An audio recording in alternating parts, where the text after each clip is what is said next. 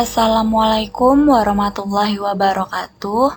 Perkenalkan, nama saya Yuli Dwi Sarah dari kelas 6A, Pendidikan Matematika Universitas Islam Riau.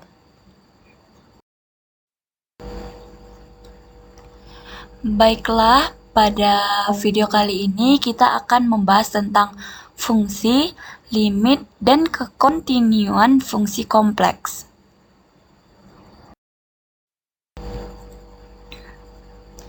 Baiklah, sebelum kita membahas mengenai fungsi kompleks, maka perlu kita pelajari terlebih dahulu konsep-konsep topologi yang akan digunakan pada fungsi kompleks. Konsep-konsep topologi pada fungsi kompleks. Himpunan pada pembahasan ini adalah koleksi atau kumpulan titik-titik pada bidang Z, di mana kita telah memahami operasi pada himpunan, yaitu gabungan, irisan, penjumlahan, dan pengurangan beserta sifat-sifatnya.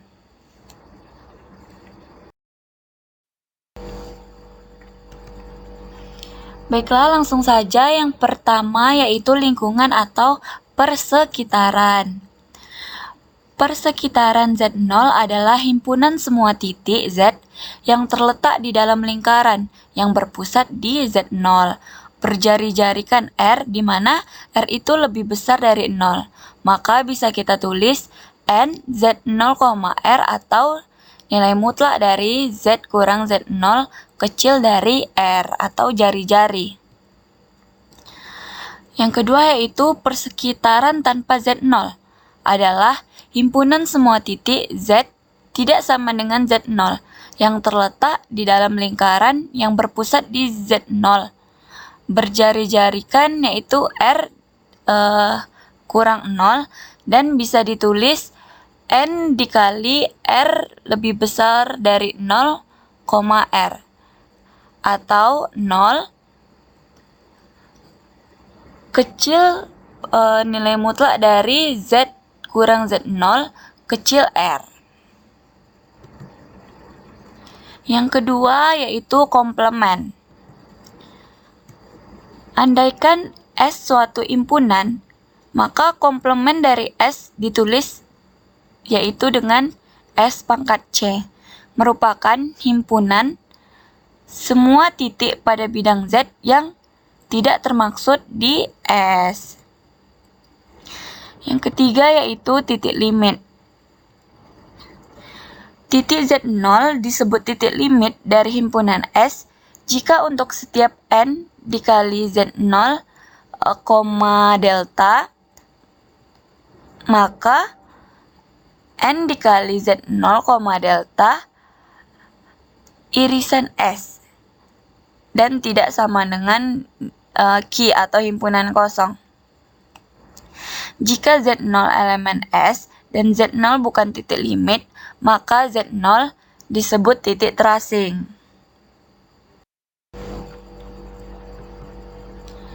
Yang keempat, titik batas. Titik Z0 disebut titik batas dari himpunan S jika untuk setiap N dikali Z0, delta memuat suatu titik di S dan memuat suatu titik yang tidak di S. Yang kelima yaitu batas dari himpunan S adalah himpunan semua titik batas dari S. Yang keenam yaitu interior dan eksterior. Titik Z0 disebut interior dari himpunan S jika ada N Z0, delta, sehingga N Z0, delta subset S atau bagian dari S. Titik yang bukan titik interior atau bukan titik batas disebut titik eksterior. Yang ketujuh yaitu himpunan terbuka. Himpunan S disebut himpunan terbuka jika semua anggota S adalah titik interior S.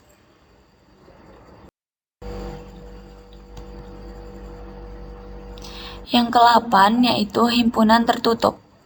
Himpunan S disebut himpunan tertutup jika S memuat semua titik limitnya. Yang ke-9 yaitu himpunan terhubung.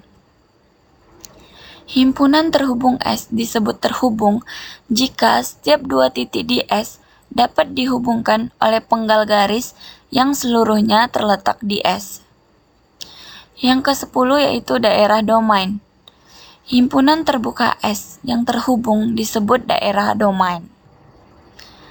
Yang ke-11 yaitu domain tertutup. Daerah tertutup S adalah daerah terbuka digabung dengan batasnya. Yang ke-12 yaitu penutup dari himpunan S adalah himpunan S digabung dengan titik limitnya.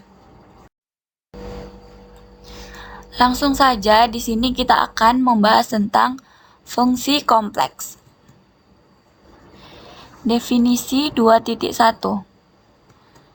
Misalkan D himpunan titik pada bidang Z, fungsi kompleks F adalah suatu aturan yang memasangkan setiap titik Z anggota D dengan satu dan hanya satu titik W pada bidang W, yaitu Z, W.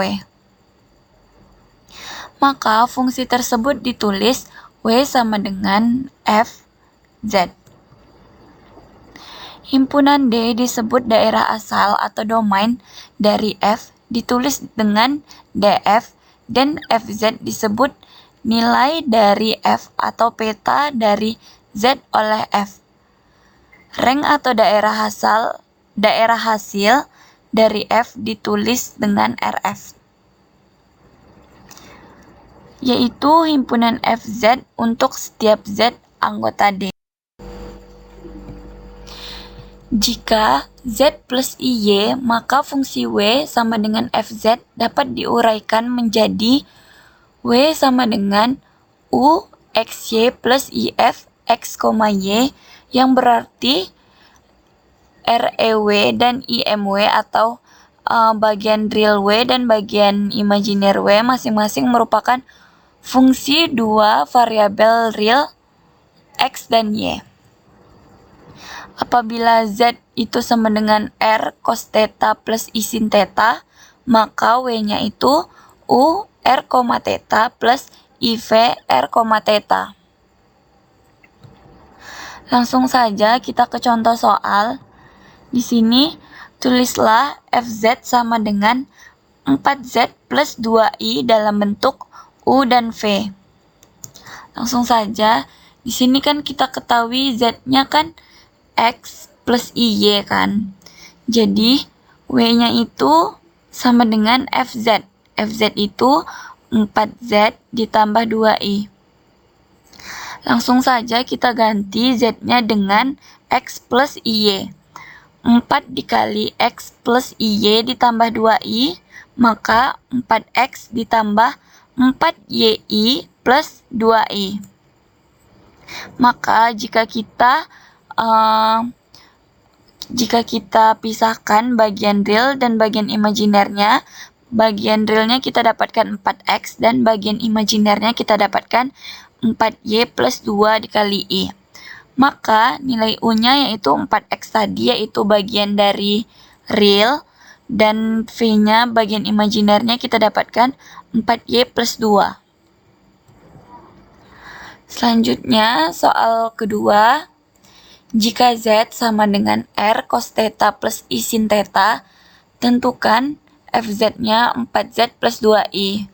Masih sama ya, kita harus menentukan bentuk U dan V-nya.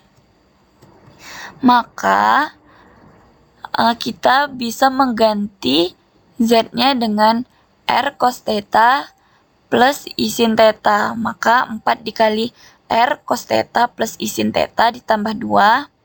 Maka hasilnya itu 4R cos theta ditambah 4R sin theta ditambah 2I. Maka jika kita memisahkan bagian real dan bagian imajinernya, kita bisa mendapatkan U-nya yaitu 4R cos theta dan V-nya yaitu 4R sin theta plus 2. Selanjutnya yaitu komposisi fungsi.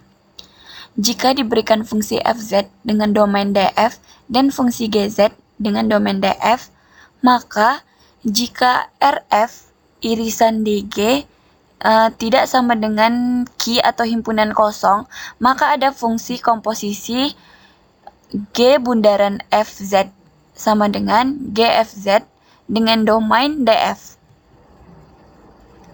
Yang kedua yaitu jika RG irisan DF tidak sama dengan Q atau himpunan kosong, maka ada fungsi komposisi F bundaran GZ atau FGZ dengan domain DG. Jadi, tidak berlaku hukum komutatif pada G bundaran FZ dan F bundaran GZ.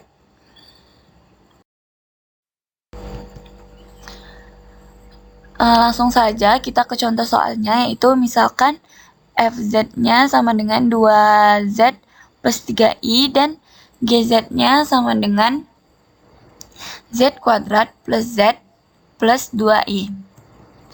Maka kita akan mencari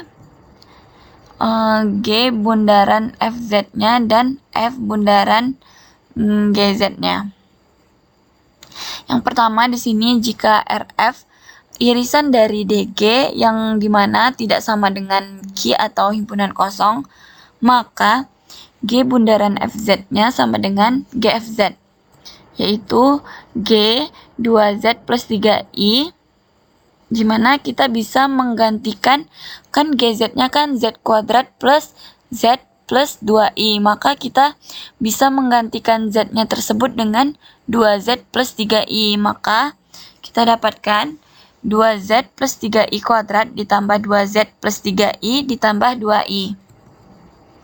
Maka kita mendapatkan hasilnya 4Z kuadrat ditambah 12ZI ditambah 9I kuadrat ditambah 2Z plus 3I ditambah 3I.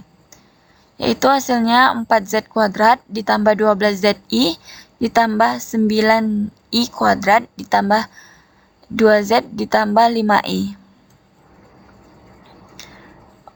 Maka di sini kita dapatkan 4Z kuadrat ditambah 2Z ditambah 12ZI ditambah 9I kuadrat ditambah 5I. Di sini kita bisa mengubah I kuadratnya itu dengan min 1. Terserah bagaimana bentuk soalnya. Misalnya memang harus mengubah I kuadratnya dengan min 1, ya ubah aja langsung. Selanjutnya yaitu FOG. Jika RG irisan DF di mana tidak sama dengan Q atau himpunan kosong, maka FOGZ sama dengan FGZ, di mana GZ-nya kan Z kuadrat plus Z plus 2I, maka untuk FZ-nya kan 2Z plus 3I, maka dari Z-nya itu kita bisa mengubahkan dengan Z kuadrat plus Z plus 2I, maka kita dapatkan 2 dikali Z kuadrat plus Z plus 2I ditambah 3I, maka kita mendapatkan hasilnya 4Z kuadrat plus 2Z plus 4I plus 3I. Atau sama dengan 4Z kuadrat ditambah 2Z plus 7I. Karena G bundaran FZ dan F bundaran GZ itu tidak sama, karena kan hasilnya kan kalau G bundaran FZ kan 4Z kuadrat plus 2Z plus 12ZI plus 9I kuadrat plus 5I itu kan tidak sama dengan hasil dari F bundaran GZ, yaitu 4Z kuadrat plus 2Z plus 7I. Jadi ini tidak komutatif. Selanjutnya yaitu interpretasi geometri. Untuk setiap variabel bebas Z sama dengan X plus IY, anggota domain ada satu dan hanya satu variabel tak bebas, W sama dengan U plus IV, yang terletak pada suatu bidang kompleks. Masing-masing variabel terletak pada suatu bidang kompleks, Z pada bidang Z dan W pada bidang W, karena pasangan Z, W mengandung 4 dimensi. maka kita tidak dapat menggambarkannya pada satu sistem saja, tetapi kita dapat melihat gambaran dari W sama dengan Fz. Caranya dengan memandang fungsi f tersebut sebagai pemetaan atau transformasi dari titik di bidang z ke titik di bidang w dengan aturan f. Untuk suatu titik z, maka fz disebut peta dari z.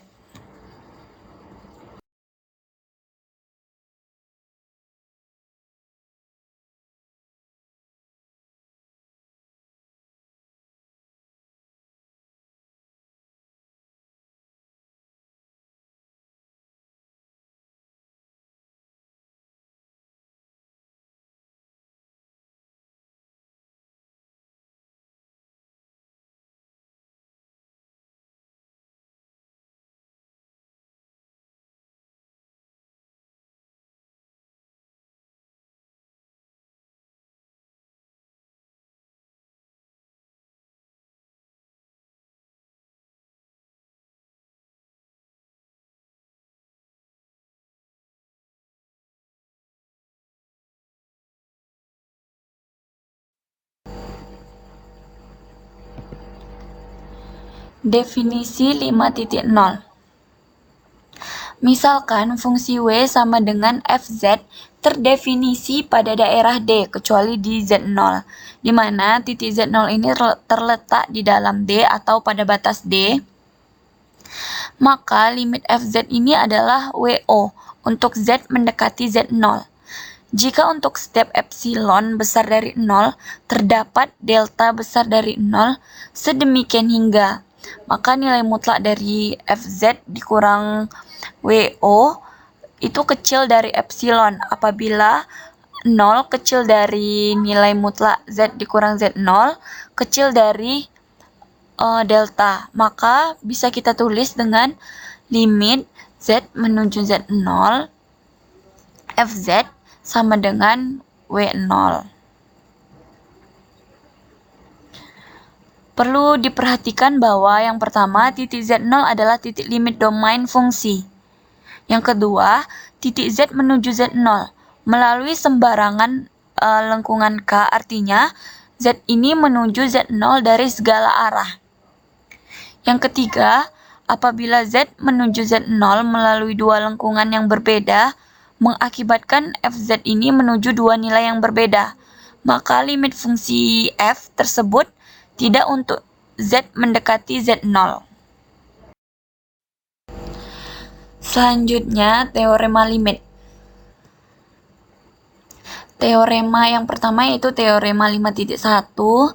Jika fungsi f mempunyai limit untuk Z menuju Z0, maka nilai limitnya tunggal. Di sini kita bisa membuktikan, misalnya limitnya W1 dan W2, maka Fz dikurang nilai mutlak dari Fz dikurang W1 itu kan sama dengan W1 nilai mutlak W1 dikurang Fz, atau sama dengan epsilon dibagi 2. Maka jika nilai mutlak W1 dikurang Fz itu sama dengan epsilon per 2, itu maka W1 dikurang Fz plus Fz dikurang W2 itu kecil sama dengan dari nilai mutlak W1 dikurang Fz ditambah nilai mutlak Fz dikurang W2, atau sama dengan epsilon dibagi 2 per epsilon dibagi 2 sama dengan epsilon. Sehingga nilai mutlak dari W1 dikurang W2 itu kecil sama dengan epsilon. Jadi dapat kita simpulkan, maka nilai W1 dan W2 itu sama. Teorema 5.2. Misalkan Z-nya sama dengan X, Y, maka kan bilangan kompleksnya kan X plus YI, dan fungsinya Fz sama dengan U XY plus IV XY dengan domain D. Maka jika titik Z0 itu kan Z0, maka kan titiknya itu kan X0, Y0. Maka kalau di bilangan kompleksnya kan X0 plus Y0 di dalam D atau pada batas D. Maka limit Z menuju Z0 Fz itu sama dengan X0 plus Y0. Jika dan hanya jika limit Z menuju Z0 untuk Ux, Y itu sama dengan X0 dan limit Z menuju Z0 IV itu Y0. Selanjutnya yaitu teorema 5.3. Misalkan fungsi f dan g limitnya ada, maka limit fz itu sama dengan a dan limit gz itu sama dengan b. Yang pertama, kita bisa dapatkan limit fz plus gz itu sama dengan a plus b untuk z menuju z0. Yang kedua, limit fz dikali gz sama dengan a dikali b untuk z menuju z0. Yang ketiga itu limit fz per gz itu sama dengan a per b untuk z menuju z0. Di sini kita langsung saja ke contoh. Hitunglah limit z menuju i. Z kuadrat plus i dibagi z kurang i. Maka di sini bisa kita jawab limit z menuju i di mana z kuadrat plus i per z kurang i. Maka kita bisa menjabarkan yang z kuadrat plus 1 tadi. Itu bisa kita jabar jadinya z plus i dikali z kurang i per z kurang i.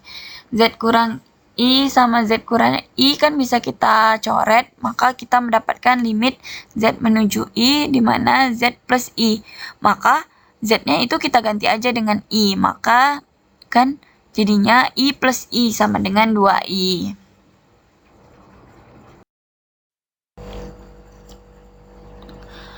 Materi selanjutnya yaitu kekontinuan fungsi. Definisi 6.1.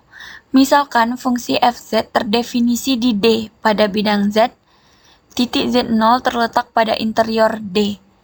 Maka fungsi fz dikatakan kontinu di Z0 jika untuk Z menuju Z0, maka limit fz itu sama dengan fz0. Jadi ada 3 syarat fungsi fz kontinu di Z0. Yang pertama yaitu adanya fz0. Yang kedua, limit z menuju z0 fz itu ada. Yang ketiga, limit z menuju z0 fz itu sama dengan fz0. Maka fungsi fz dikatakan kontinu pada suatu daerah jika fz kontinu pada setiap titik pada daerah R tersebut.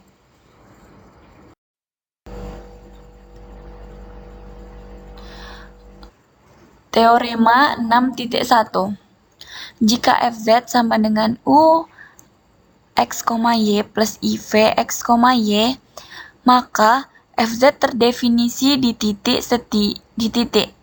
setiap titik dalam daerah R, dan z0 itu sama dengan x0 plus y0 titik di dalam R. Maka fungsi fz itu kontinu di z0 jika dan hanya jika u-nya x, y dan v-nya x, y masing-masing itu x0, y0.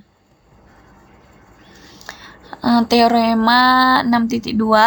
Andaikan fz dan gz itu kontinu di z0, maka masing-masing fungsinya fz plus gz. Yang kedua yaitu fz dikali gz. Yang ketiga yaitu fz per gz, di mana gz-nya itu tidak sama dengan 0. Yang keempat yaitu f gz, di mana f kontinu di z0 kontinu di z0.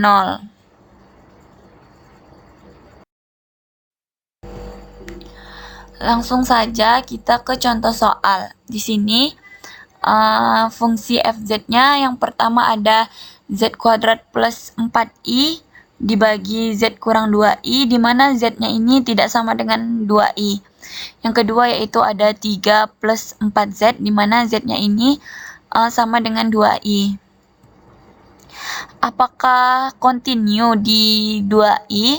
Maka bisa kita jawab, kan yang ditanya apakah continue di 2i, maka z-nya itu kan sama dengan 2i.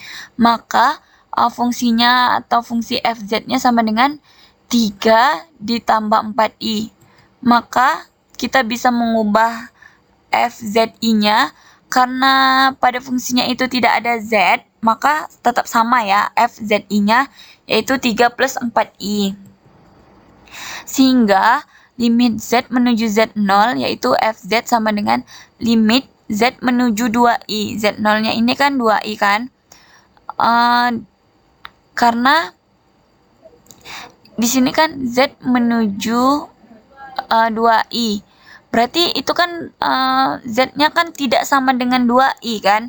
Kalau 3 plus 4z itu kan z sama dengan 2i, maka yang kita ambil fungsinya itu yang z kuadrat plus 4i dibagi z dikurang 2i. Maka di sini bisa kita jabarkan limit z menuju 2i, z dikurang 2i dikali z plus 2i per z dikurang 2i.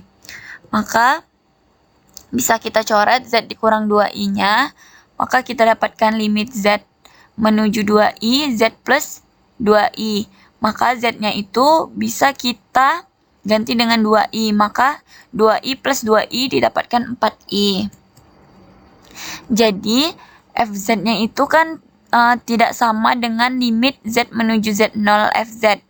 Jadi fz itu tidak continue atau discontinue di z plus 2i. Sekian video yang saya buat ini. Apabila ada kesalahan kata, mohon dimaafkan. Wabillahi taufik wal hidayah. Wassalamualaikum warahmatullahi wabarakatuh.